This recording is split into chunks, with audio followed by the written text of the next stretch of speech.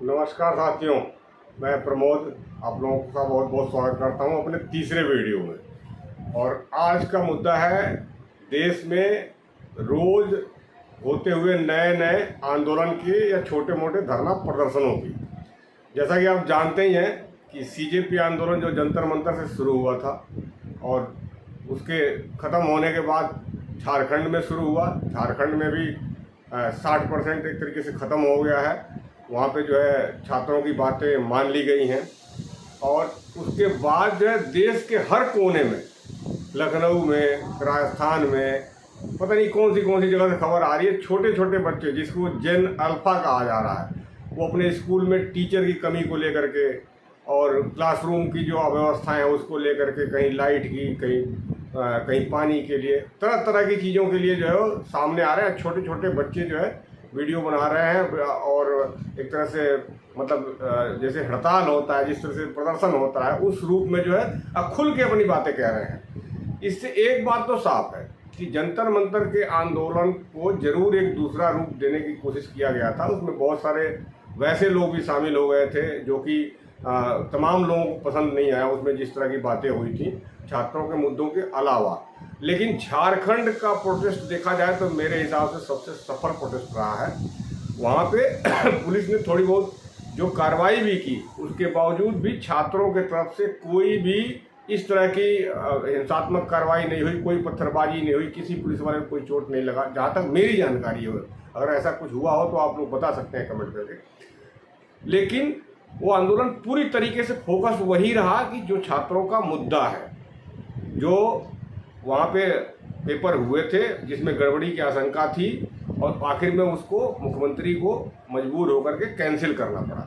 अभी भी वो सीबीआई जांच की मांग पे अड़े हुए हैं, लेकिन मेन बात जो थी वो मान ली गई है। तो इससे एक बात तो साफ हो जाती है कि कहीं ना कहीं इससे जो है देश के युवाओं में, छात्रों में अपने जो उनके अधिकार हैं उसके प्रति वो जागरूक हो रहे हैं।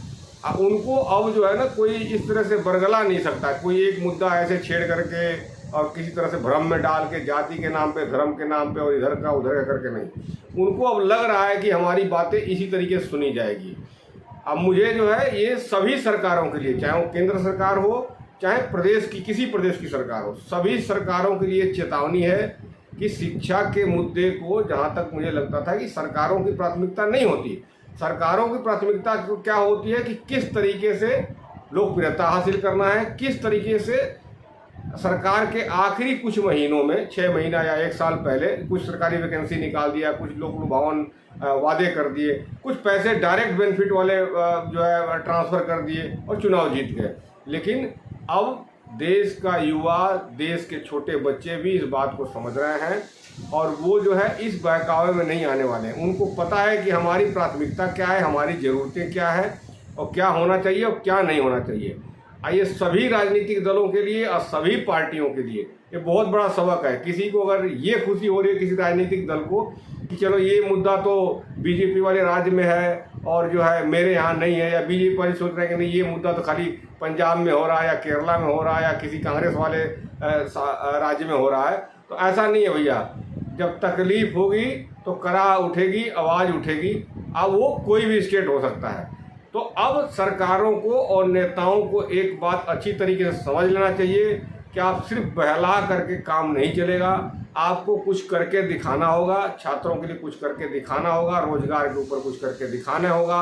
ऐसा नहीं कि आपके यहाँ जितनी सरकारी नौकरी की वैकेंसी होंगी उनको आप दबा के रखे रहेंगे और जिस टाइम पे आपको जब आप चुनाव आने वाला होगा उसके आप 2 महीना या 3 महीना पहले उसको वैकेंसी निकाल देंगे, कुछ लोगों को भर्ती कर देंगे, उसमें भी कुछ इधर उधर की चीज़ें हो ही जाती हैं, आपको मालूम है। तो वो चीज़ें नहीं चलने वाली, आप इन चीज़ों को दबा कर नहीं रख सकते। और जो ये ठेका पे जो है आजकल पेपर कराने वाली जो प्रथा है, नौकरियों के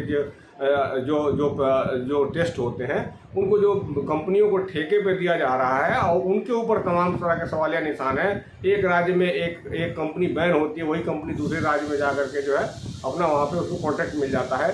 तो ये सब चीज़ें बंद होनी चाहिए और बंद करनी ही पड़ेगी। ये देश का युवा एकदम जागरूक हो गया है, कोई इस तरह की जो है ऐसी कोई बात नहीं है कि कोई उसको बहका सकता है, फुसला सकता। ये झारखंड के जो है आंदोलन से बिल्कुल क्लियर हो गया है, क्योंकि झारखंड में जो है बहुत लोगों ने उसमें घुसने की कोशिश किया, राजनीतिक बनाने की कोशिश किया, लेकिन आंदोलन जो है राजनीतिक ना होकर के छात्र अपने मुद्दे पे डटे रहे और ये उनकी बहुत बड़ी सफलता है। मैं तो ये भी मानता हूँ कि दिल्ली में जो आंदोलन हुआ उससे भी बड़ी सफलता बल्कि जो है झारखंड के आंदोलन की है, क्योंकि दिल्ली में आंदोलन में छात्रों का कितना फायदा हुआ ये डायरेक्ट एक सीपीए को छोड़ दें, इस सीपीए से सीधा फायदा क्या हुआ छात्रों का।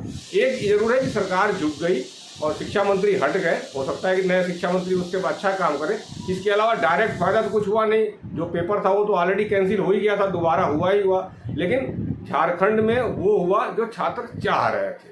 तो मेरे कहने का मतलब ये है कि अब देश के नेताओं को, सरकारों को, किसी को ये न लगे कि उनके यहाँ प्रदर्शन हो रहा हम बच जाएंगे, ऐसा नहीं है। देश का युवा और बच्चे भी जागरूक हो गए हैं और अपनी ज़रूरतों को वो समझ रहे हैं और वो अब किसी के बहकावे में नहीं आने वाले हैं। आज तीसरा वीडियो मैं यही समाप्त करता हूँ। अगर आप लोगों को अच्छा लगे तो इस चैनल को सब्सक्राइब कीजिएगा और अगले हफ्ते फिर एक नए वीडियो के साथ आएंगे। अगर इसमें कोई त्रुटि हो तो, क्योंकि मैं आप लोगों के बीच का ही हूँ, मैं कोई बड़ा पत्रकार या कोई बड़ा नेता नहीं हूँ या कोई इतना बड़ा कोई विद्वान व्यक्ति नहीं हूँ, आप लोगों के बीच का हूँ जो अपनी बात रखना चाहता हूँ। तो कोई अगर गलती होंगी तो कमेंट करके आप देंगे, मैं अपने आप में ज़रूर सुधार करूँगा। नमस्कार।